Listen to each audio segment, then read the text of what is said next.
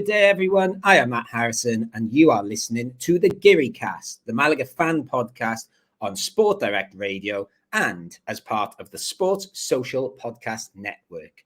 After our short journey up the road to Cordoba this past weekend, it's back home to La Rosaleda this coming Sunday, with Merida coming to town. Malaga will be looking to cement themselves in the playoffs, while our opponents will be looking to pull away from the relegation zone and secure their own safety. And speaking of safety, let me introduce you to my co-host, who always has us in safe podcast hands. It's Alex Ashmore. How are you, Alex? I'm doing very well, thank you. I'm looking forward to the weekend, and we were talking about it off air. The weather is turning very nice summer weather, isn't it? Indeed, it is. Should we mention briefly what's happened to you? I won't dig into. Go on then. I think it is an interesting thing. We are a Spanish football podcast. Arrow pointing to Malaga, but Alex has the honor today of first of all, me. so Alex finishes his day on a high point, but you're hanging around with some a Real Madrid guy earlier. Yeah, well, so disclaimer, it actually happened a week ago. So the interview that I went to with Jude Bellingham, I'll say his name, was recorded a week ago, but because it went out today, I wasn't allowed to post anything until today. Okay. So, it's an interview with Champions League Weekly and as part of UEFA TV, and got the chance to meet him, have a little chat and have a photo. And he is, as you would expect, such a nice guy, really down to earth, so mature, and brilliant, really. Did he make a play to get into your football nostalgia best Real Madrid 11 already, or? Well, so we've been talking about this actually, and like a lot of the fans that we've asked, I've been gone, is Bellingham getting in there? Obviously as a joke, but to be honest, if he carries on like he is, 5-10 years, he'll be one of the best Real Madrid players of all time if he carries on like he does now, I think. You'll be taking your recency bias to a whole new level. Yes. I should say, by the way, Alex, I'm still enjoying the podcast. I know the guys were sort of having a bit of a joke about it on the review show this week, but like people go running and they listen to like pumped up dance music and it gets the like sort of adrenaline flowing.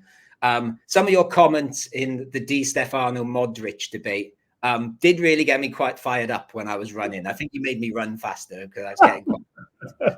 I won't go back and listen to the episode. I'll give the plug too. And while we're here as well, this is the preview show. So if you want to hear the guys' views on that game against Cordoba, to be honest with you, it was not a good game for Malaga. So it would be a bit of a sadomasochistic podcast to go back and listen to. But the guys, I agreed with everything you said about the game. It was really good listen. So definitely go do that. Went in a bit hard on young Kevin again, I thought, Marquez. He always does. I think he does it just to annoy you. Yeah, it didn't annoy me. To be fair, I didn't think Kevin was good. I thought he was slightly better one of a bad bunch. But we've done that game. Let's erode that game from our mind. Or erase that game. Erode. I wish it eroded from my mind. There's not really much news this week, Alex, and apart from some big announcement that happened this morning linked to our game against Merida. The only one thing that's really come up this week is we've had another contract renewal. There's been a lot of them with our young players this season. Miguel Angel Santaera has renewed his contract. And to be honest with you, I'd sort of forgotten about him. I think of all the Giri cast members, I think I'm the only one to see him play live because he played in the cup game at Baracaldo, and I'd never heard of him before that. And I was very impressed with him in that game. He was very mature. I'd sort of thought, he's not really been given a chance. But then obviously when I thought about it, that's probably the one position on the pitch where we've got a lot of options, because even at the moment, on this podcast and some of our friends outside the podcast, we're like, why isn't Musa playing? Why isn't Musa playing? So I was going to ask Are you surprised we haven't seen more of him? But it makes sense, doesn't it, really? Yeah, I think, no, as you said, it was, I'm pretty sure Baracaldo was the only game that he has played this season. And I think it's been good to see. I think that's one of the positives about maybe something that we've been forced to do is playing these youngsters. And I think we've seen, the likes of Carlos Lopez come through. He obviously hasn't played because Alfonso Herrera has been by far the best player out of the team this season. But yeah, I think good to see that we've tied him down. He's obviously, I believe, has he been playing with Atlético Malagueño this season mostly? Yeah, so mostly, yeah. So yeah, good to see him get tied down, really. And I think they've been doing quite well this season, haven't they? If I'm not mistaken, they're up there. Yeah, they're up there. And you spoke for the perfect amount of time there, Alex, so I could quickly type in how long he signed a contract for. He is part of the class of 2027, as we've called it. Obviously, we've signed up many of our youngsters till 2027. Brackets, apart from Musa, who signed up till 2026, which again is, we've got a lot of question marks about Musa, another one. Yeah, maybe he'll get a game when we inevitably sell, I don't know, Juande to Aibar next season or something like that. Maybe that's when Santa Aya can step up with Musa and Merida and be a sort of back three of the future. Because I forget Antonio Casas. Am I thinking of the right name? No, I've got the wrong name. I'm mixing up Casas, the right back, with the guy who's on loan at Betis B. I'm really struggling to remember his name. Yeah, so you've got mixed up. Ishmael Casas, who I believe is still playing out in Cyprus. Yes. And Andres Garo. That's the one. Yeah, I've got those two mixed up. I'm a real professional journalist, I am. I believe he's due to return at the end of this season, isn't he? It's a loan, but I seem to remember when we spoke about him in the summer, there's enough sort of stipulations and clauses that it sounds like he won't come back. I think he's burned his bridges a little bit, to be honest with you, because it sounded like he could have had a chance this year. He was obviously highly thought of. Actually, we went to that Fuenlabrada game, didn't we? And I think it was the week after he'd made, or maybe a couple of weeks after his debut, and he'd been amazing. And we were excited to see Andres Caro play. And I seem to remember him not being very good. Yeah, no, I think with that game, I remember being impressed by him. But yeah, I was kind of surprised in a way when I heard he was going on loan this season. I haven't really kept tabs on him to see if he's playing or how well he's doing. But yeah, he had some potential in him, but I guess if it's not meant to be, it's not meant to be. I think I might have used the phrase Malaga Franco Baresi at one point. So I do tend to get carried away sometimes. Anyway, there's not any other news, I don't think, in regards of sort of off the field and bits and bobs that are going around the club. So let's go straight into our game against Merida. We were going to record this podcast 24 hours ago, Alex. We're now recording it on a Friday night. So I've not changed the agenda much. So we'll go to the first thing on the agenda, which says 7 p.m. kickoffs. It's nice to move away from the noon kickoffs, isn't it? Did you agree with that statement? I do. We were just talking about off air, actually, that how you were planning your day of you're going to go to Malaga, have a nice leisurely Sunday in Malaga, and go and watch another team in the center of Malaga, I believe you said. That was going to be my Saturday night plan. I've all that now. Okay. Yeah. So, I think a leisurely Sunday.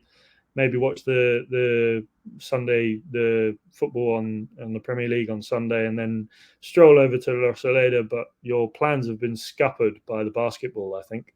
Yeah, so you did switch very suddenly to the past tense there from I had planned to, because welcome to Spanish football, everyone. Never be surprised, because of course they can change kickoff time 48 hours before the game.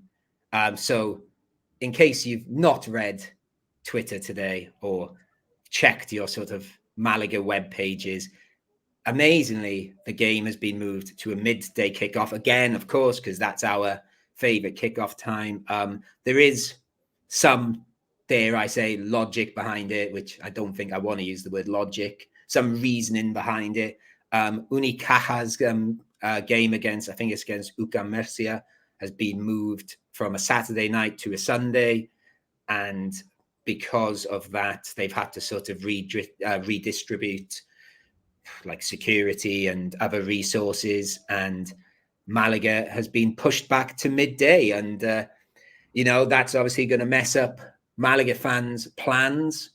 You know, my plans, I'm quite fortunate. I can quite change my leisurely Sunday plans. It's very much a first world problem, that for me. But obviously, other Malaga fans might be coming from different parts of Spain. Of course, we're an international podcast.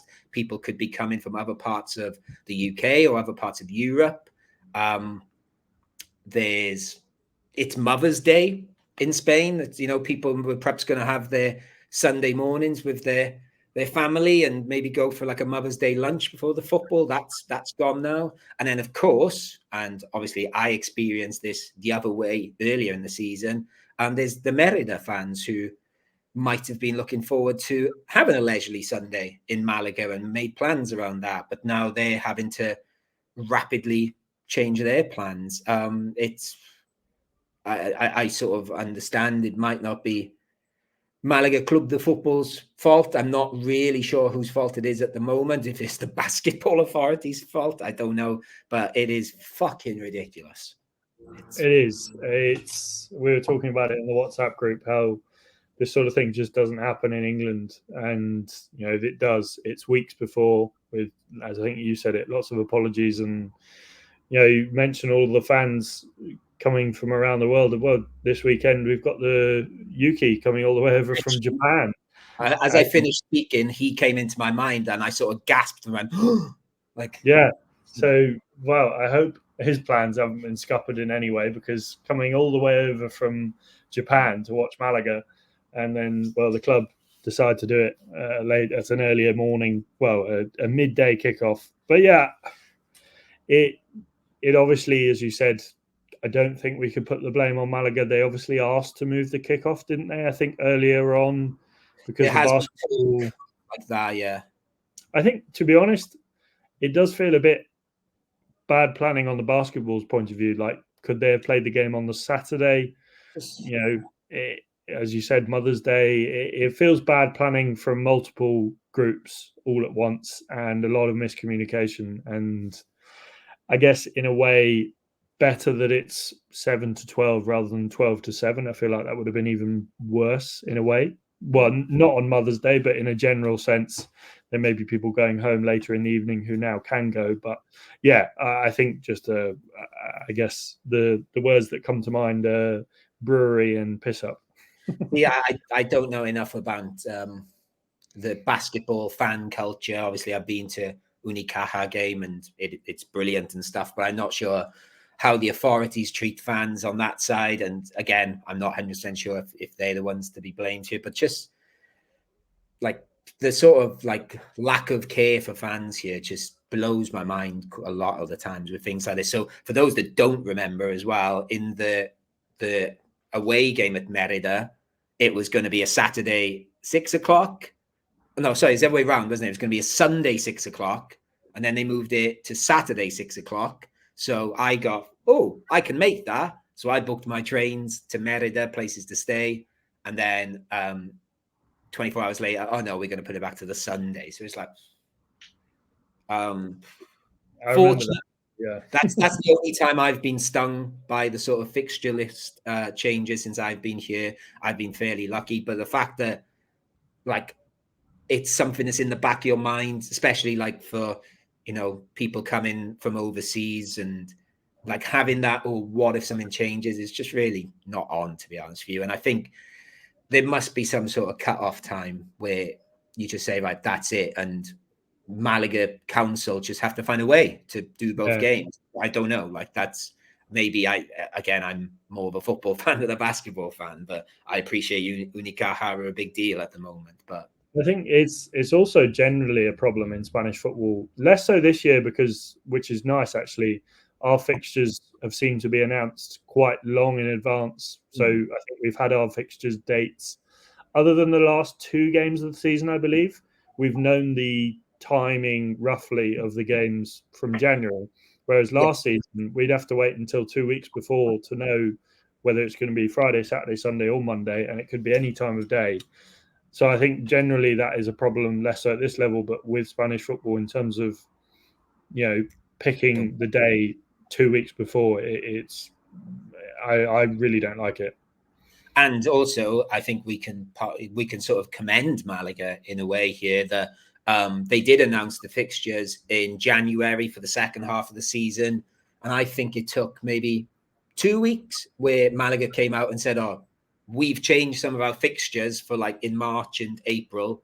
Here they are," and they stuck to those as well. So even then, when they changed them, there was at least 2 months' notice or 6 weeks' notice. So they are perhaps a little bit, I don't know, hope they're a bit more aware of it. But yeah, it's the Segunda division and upwards where I just don't get it. I guess obviously coming from fan culture in the UK where, I don't know, I seem to remember like a Swansea game at the Emirates getting moved about a month in advance. I think it got moved from like a Saturday to a Wednesday. There was some sort of, I can't remember, there was some weird FA Cup loophole which meant it had to be moved. And I was furious. It was like a month. This is 40 hours. It's like, I'm lucky because I can just, I can wing it. I live down here, but it's just like, luckily, I haven't heard any stories of like some of our friends, some of the people like linked to the Giri army, they're flying over. I think I've not seen anyone really have an outburst. And you mentioned Yuki. I messaged him actually a couple of days ago to say, hey, like if you're in Malaga in the day, come and join me on my leisurely Sunday afternoon. And he said he was getting a train from Granada in the afternoon. So hopefully he's just in Granada now, because I think he's traveling and he'll just have to get an earlier train from Granada. So hopefully, which again is still not great that he has to sort of like improvise his plans now. Anyway, it's not a big headline, but the Spanish football fixtures can be a bit shit. Yes. The way they organize them, the games themselves, we love this league. But anyway, Alex, how many points do Malaga need to get into the playoffs? So I was just thinking about this, and so we're currently 4th. Everyone's played 34 games. Ceuta are below us in 5th, the last playoff spot with 56. We've got 62. The most points from their remaining games that Murcia can get is 66. So we need 4 points to guarantee playoffs. Obviously, we beat Murcia 4-1 back in November and drew 0-0. So we would be ahead on head-to-head if we do get 4 points and they win all of their games. So I believe it is head-to-head in this league as well, isn't it? It's not goal difference. Yeah. So, 4 points from 4 games. So essentially we could do it in the nicest of fashions and draw for all 4 games. And I don't know if you caught the bit of the review show this week where we were saying maybe it's Pay Their Genius, where he is actually stuttering towards the end of the season so that we don't have to face Cordoba in the final of the playoffs should we beat Gymnastic or Nastic. Well, you mentioned Murcia, just talking about someone being a genius. They're really going for it at the moment. In their last 7 games, they've got 5 wins, 2 draws, and they haven't conceded a single goal. So they are really, suddenly they've woken up. They are very much chasing. So as much as we keep saying, the playoffs are done, and to be honest with you, I'm still confident.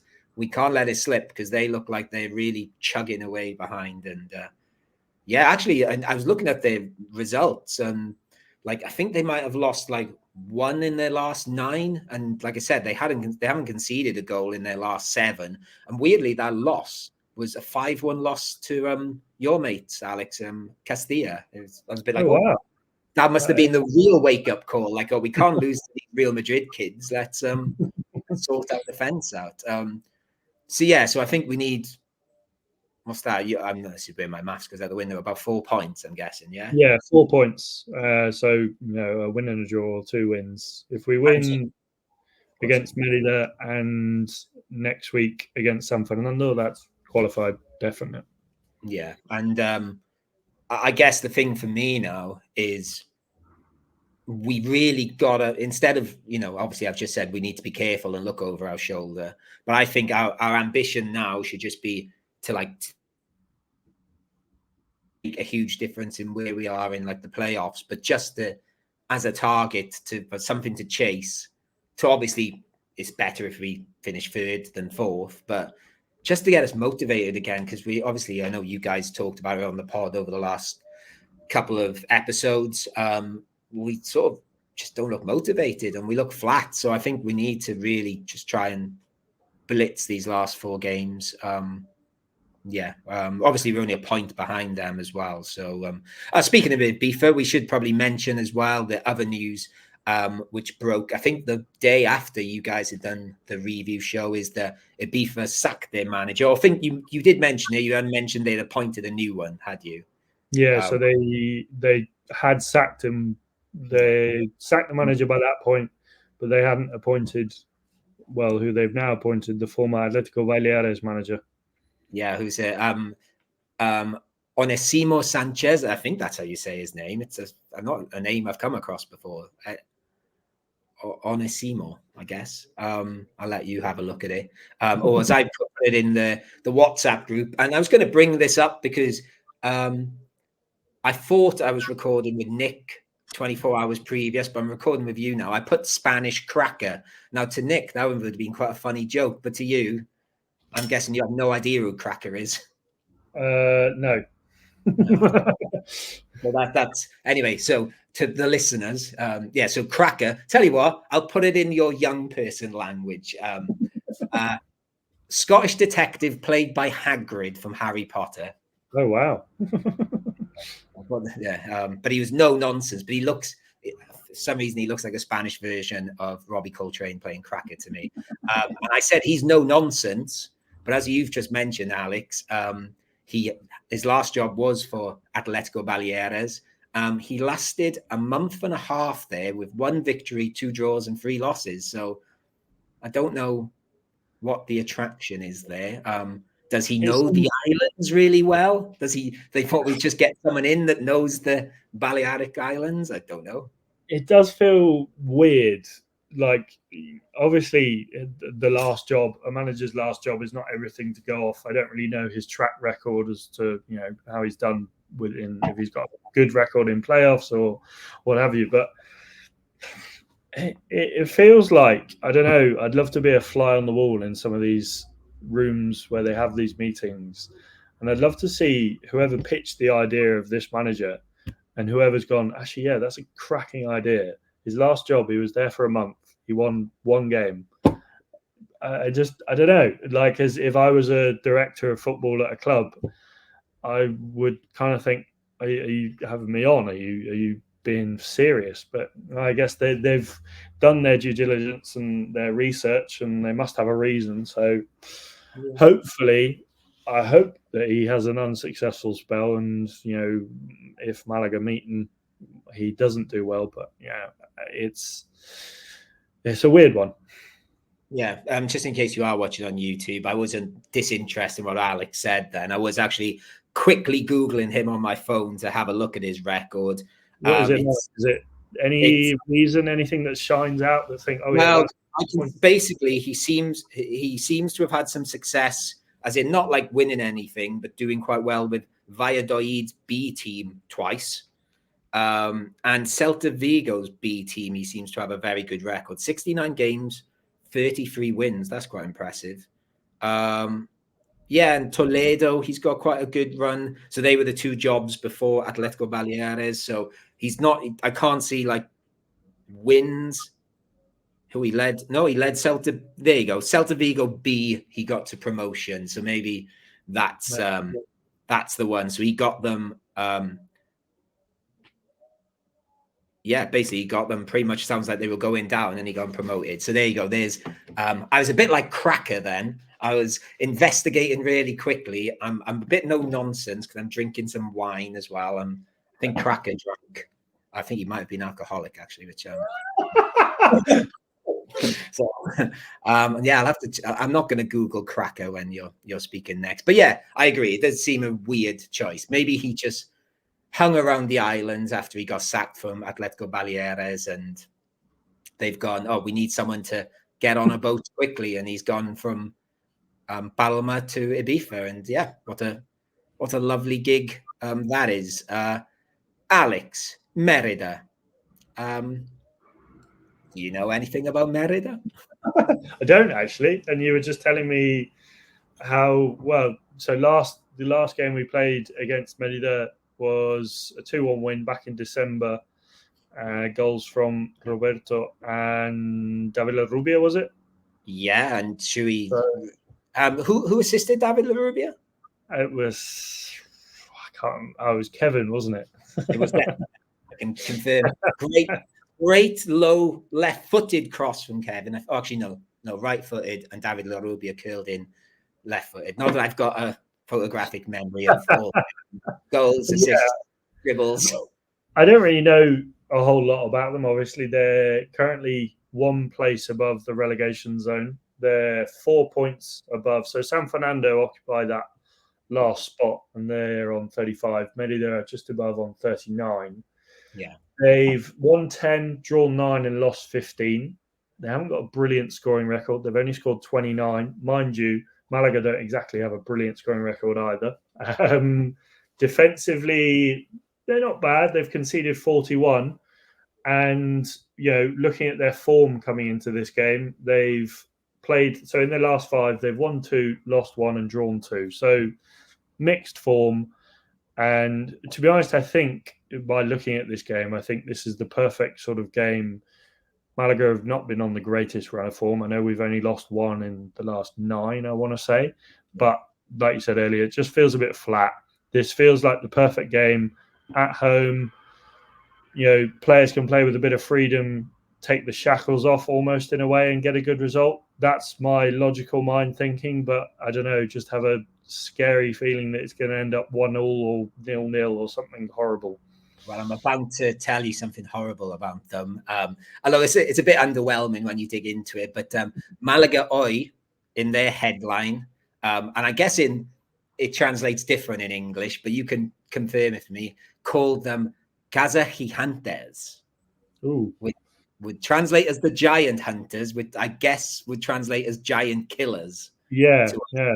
And I thought, so I dug into the stats of what have they done, and basically they drew with Ibiza, they drew with Cordoba, and they beat Castellon. I thought, okay. So are we the only team to have beaten them out of the top 4 then? Oh no, sorry, I should add, to lower that sort of giant killing moniker in the second half of the season.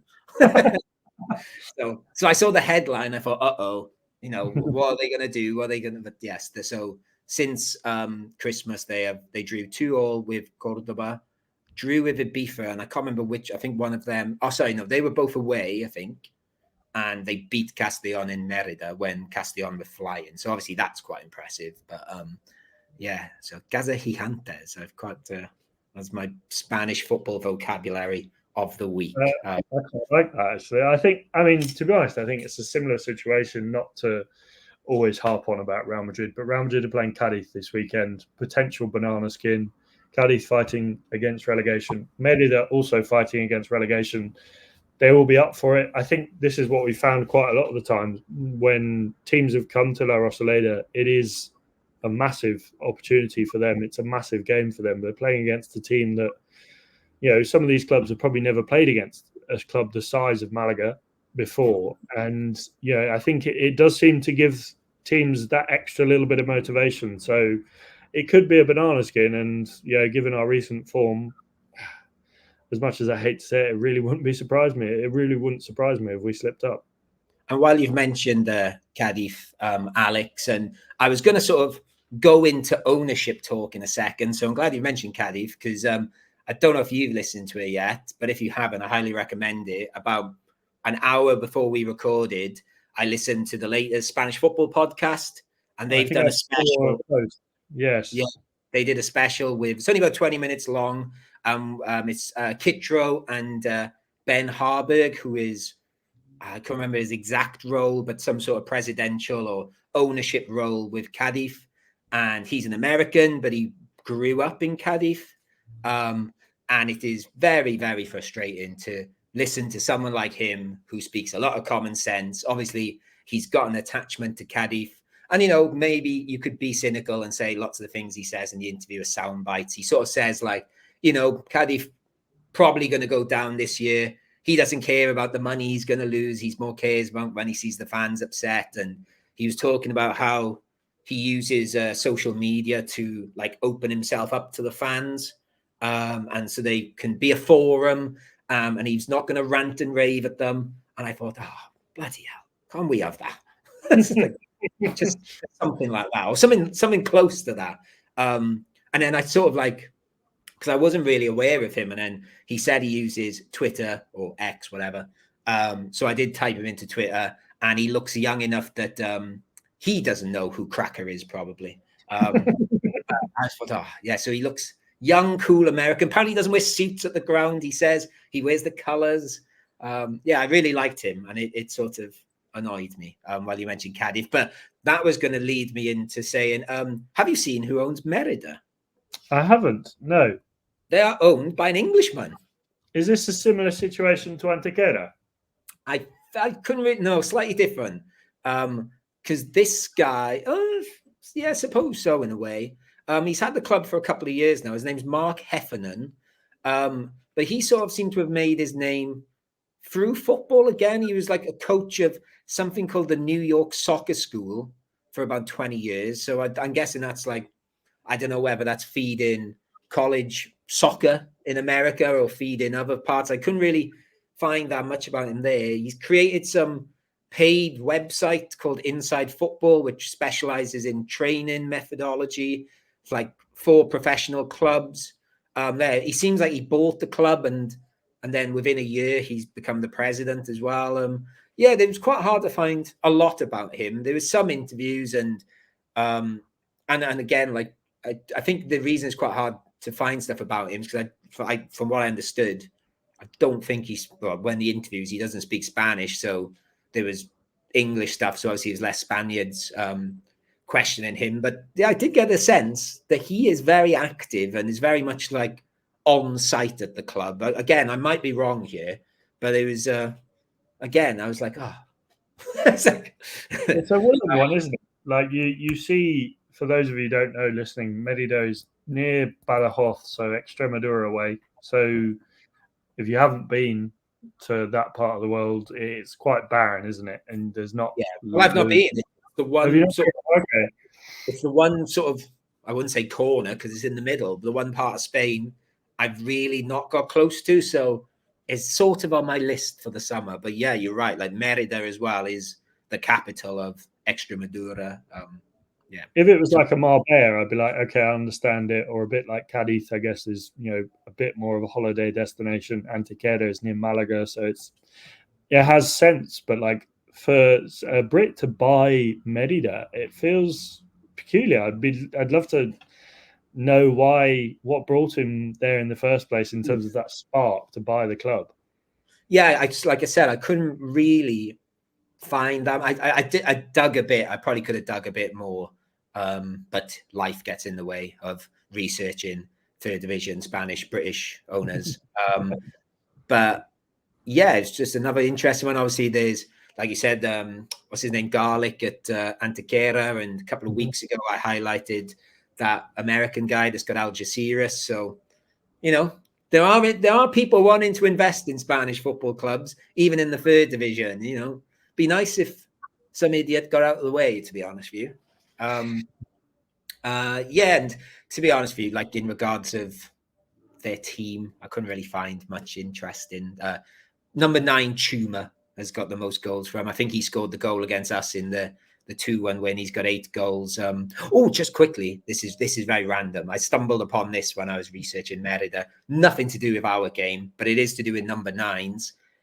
In the mid-90s, do you know which I'm going to say like world-class footballer, someone that you could even mention on your Football Nostalgia podcast, Alex, as a genuine candidate Merida turns down signing for $500,000 when they were in the second division, I think.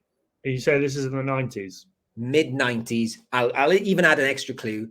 My boyhood hero, maybe, in regards to football. Not R9, surely not. R9. Apparently, Merida had some sort of link to Cruzeiro in Brazil, or they had like an agent. And, there's loads of these stories. It's hard to like fathom how much truth there is in them. And it was the guy that told the story had written a book about being like the president of Merida. So I'm sure he needed some, gossipy stories to sell that book. But he does claim that they were offered Ronaldo for $500,000, which obviously would have been a lot at the time, especially for Merida, and for a 16-year-old. And he said no. There you go.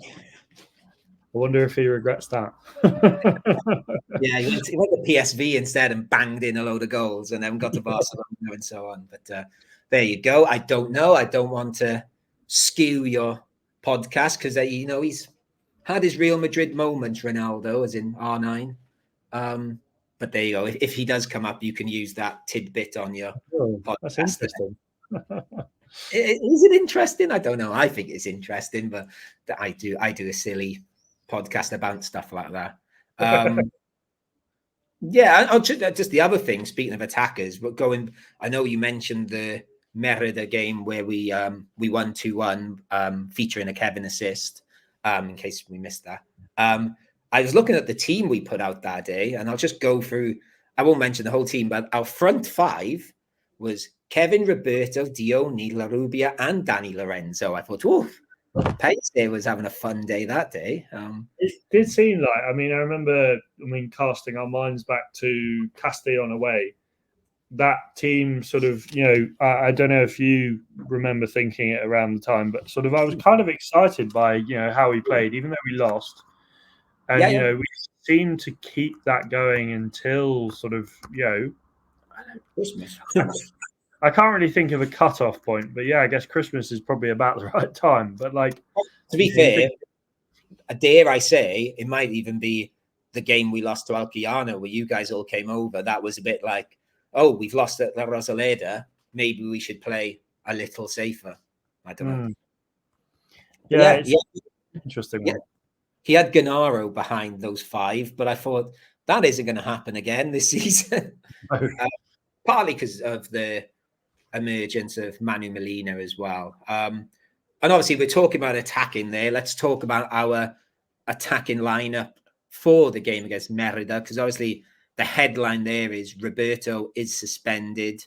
And I'll just ask you, do you think it's just a simple swap and Dione goes up front and he's got to play as a number 9, not this sort of 9.5 he wants to play? Yeah, he has played as that role before this season. I think, we've often said that, he does seem to work quite well just in behind. But obviously if he's, I don't know, if it's just him, I think he has to play up. But then if there's someone else maybe just in behind, I think that could work well. Maybe a David Rubio or a Danny Lorenzo just in behind. But I think I've been far from impressed by Dione this season. I think, he's not lived up to the expectation. I think I remember when I heard about us signing him and I read into him and his record and his stats, I was quite excited in a way, I guess almost similar to Ruben Castro. But he really hasn't lived up to expectations. I've said a couple of times on the podcast now that my biggest disappointment of the season is David La Rubia. But when I was thinking about it this week and the possibility and the probability of Dione starting, I was like, actually, he's been the disappointment of the season because of what you just said. Like, I think you said you were quite excited. I think we were all sort of, we thought we had, like, I'd say more so than Ruben Castro, because I think Ruben Castro did come with this obvious caveat that he was 42. Is Dione has just been banging goals in this league consistently. And in a way, I got more excited when I sort of saw him in those opening few games when he was like drifting and playing out wide, because I thought, oh, cool, he can do that stuff too, but he's going to get us all these goals. We just need to get him one. And then obviously he got that one against Atletico Baleares, and I thought, here we go. And it's not really been here we go since, apart from that absolute thunderbolt against Ceuta, which I'd argue that's the last time he played really well when he came off the bench.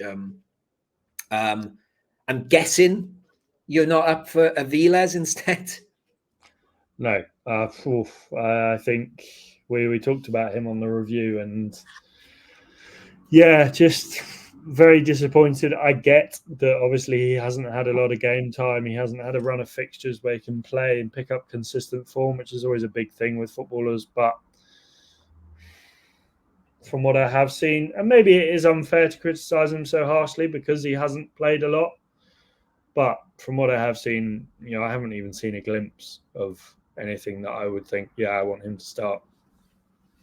Yeah, I to be honest with you, when you guys were doing your Chumbo and Biznagas, and I generally agreed with all the people you discussed, he would have been my Chumbo in that game. I just thought he was awful. I just don't think he does anything. Even though he came bench, I was a bit like, where is he? What's he doing? He was just nothing. He's a non-entity. Hopefully he can prove me wrong, but and I don't know. There's really no other candidates, is there? There's no.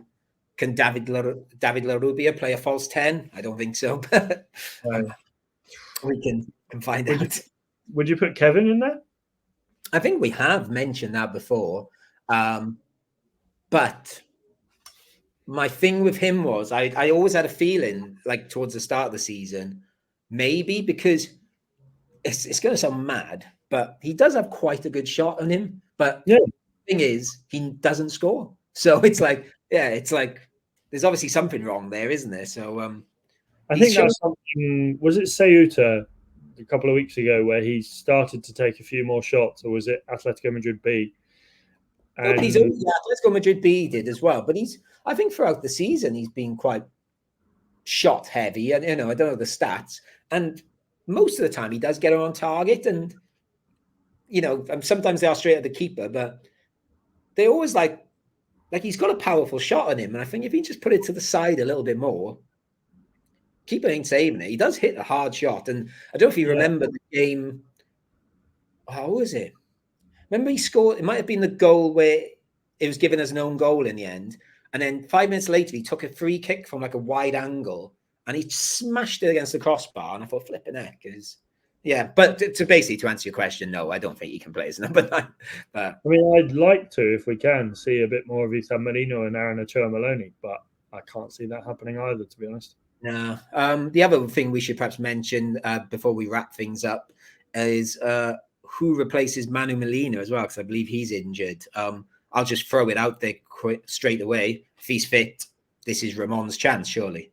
Yeah, I think, we talked about this on the review where, he understandably didn't have the best of games against Cordoba, but, I don't think anyone did really. Know he was on the pitch, Alex, I'll be honest with you. I was only the last 10 minutes. I was like, when did we bring Ramon on? And someone said, he came on about 20 minutes ago. I was like,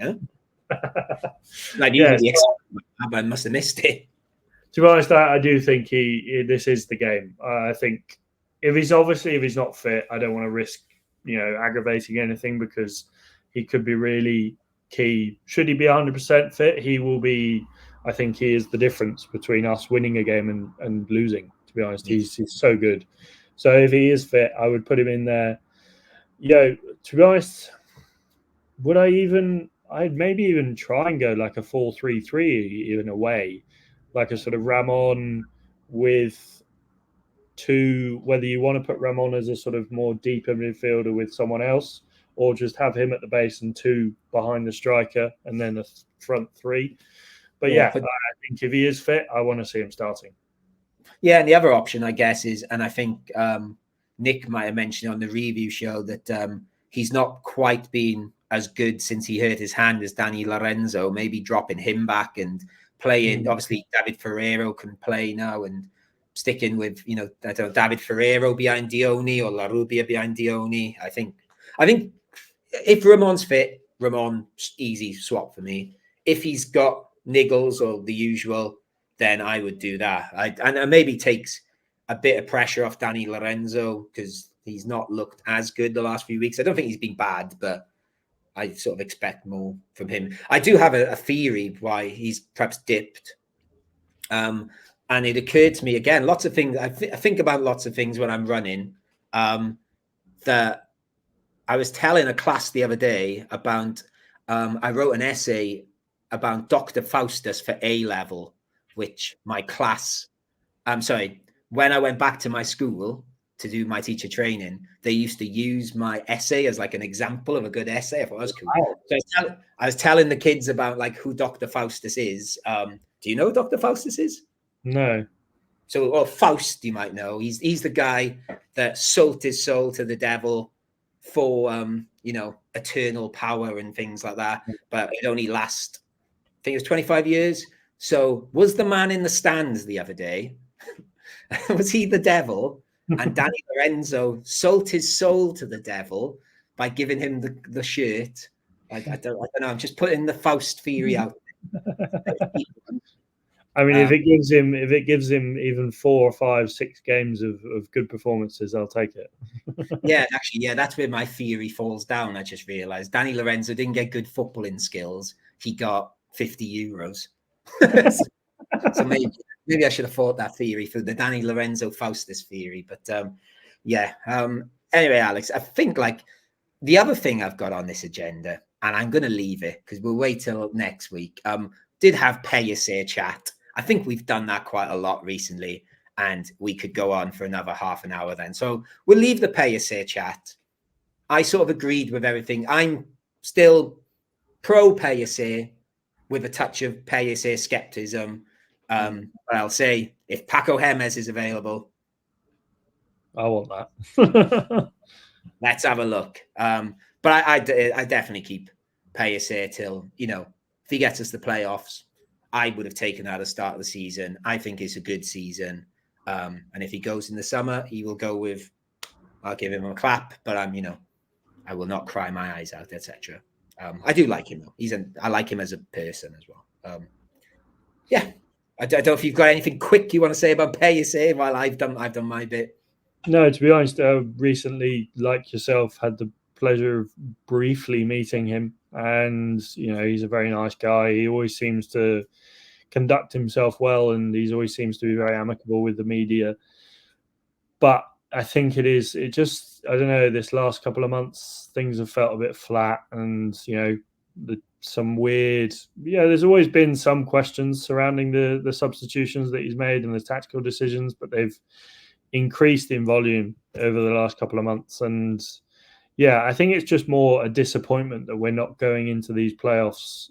There's no worry from any Malaga fans that we're not going to get playoffs. I think that's pretty much all but confirmed. But I think it's just more the worry that maybe, we're not going into it with the best of form. And on our day, can we pull it out? Like a game against Cordoba, you'd think a squad fighting for promotion, they would, even if they are playing badly, you'd think they'd come out of their shell a little bit. And I think we just haven't really seen that. And, that may be in part down to the players, but I just really haven't really been given a lot of confidence from Payether. So I know you said anything quick about Payether, and I said something quite long, but there you have it. No, because I was going to say something about like him, like you look at Castellon, who have this driven owner, bit of money, ambitious manager. He is the manager, so maybe that doesn't count, but he has none of that around him, I feel, and I think he's done a good job. Where maybe someone else could have done better, I don't know. But if you'd offered me this at the start of the season, you told me this is where we are at the start of May, I would have said deal. That would be my deal with the footballing god or devil. But anyway, I'm sure pay-a-say chat will come up next week when we either win and we decide, yep, we should stick with him, or we lose and we think he's the worst manager in the world because we're in Spain and there's no grey areas with football managers. They're either detested or they are revered. Anyway, we'll leave it there. I will say I'm going to do a plug. We're recording an episode of Platini Played for Kuwait tomorrow, semi-final episode. as in it's going to be about semi-finals. Because I know Chris mentioned it at the end of the last podcast. He said, we haven't done an episode last week. False. We haven't done one for about 6 weeks. So it's coming back with a little bit of a break, but it's coming back. So go check that out. And again, go check Alex's out. I don't know whether it's the shameless plug again, the episode of Football Nostalgia where we talk about Zidane. I think I do briefly sneak in the fact. I was like, we were talking about Michel Platini. I was like, oh, and did you know Michel Platini played for Kuwait? So I'll have to give a proper shout out to Platini played for Kuwait next time on the Football Nostalgia pod. Yeah, I mean, that's the episode I've got to listen to. And now, in the striker one, you can say, by the way, did you know? You say, I've not picked R9, but did you know he almost signed for Merida? Well, I don't, just to be clear, I don't think it even came close to happening, but they had some contact with Cruzeiro. And yes, let's leave it there. Thank you, Alex Ashmore. Thank you very much. Vamos Malaga, and hopefully 3 points on Sunday, and we can go into San Fernando next week with a little bit of confidence behind us. Yes, hopefully 3 points on Sunday at midday. Remember, everyone, don't forget, we're doomed to midday kickoffs forever. Thank you for listening. Go and subscribe, share, retweet, etc. And we'll see you soon. Adios. Vamos, Malaga.